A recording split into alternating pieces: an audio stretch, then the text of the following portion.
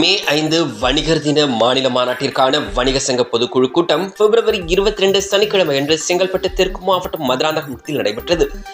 மே 5 42வது வணிகர் தின மாநில மாநாட்டினை மதுராந்தகத்தில் வணிகர் அதிகார பிரகடன மாநாடாக நடத்திடவும் பிரம்மாண்டமாக அதனை கொண்டாடிடவும் பொதுக்குழு கூட்டத்தில் தீர்மானம் நிறைவேற்றப்பட்டது. இது மட்டுமின்றி செங்கல்பட்டு தெற்கு மாவட்டமின்றி பிற மாவட்டங்களில் மே 5 வணிகர் தின கொண்டாட்டங்களில் மிக விமர்சையாக கொண்டாட அந்தந்த மாவட்டந்தோறும் பொதுக்குழு கூட்டங்கள் நடைபெற்று வருகிறது.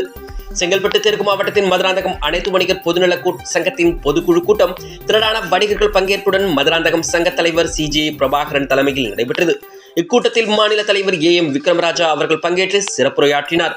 மதுராந்தகம் சங்க செயலாளர் அப்துல் சமாத் வரவேற்புரை வழங்கினார்.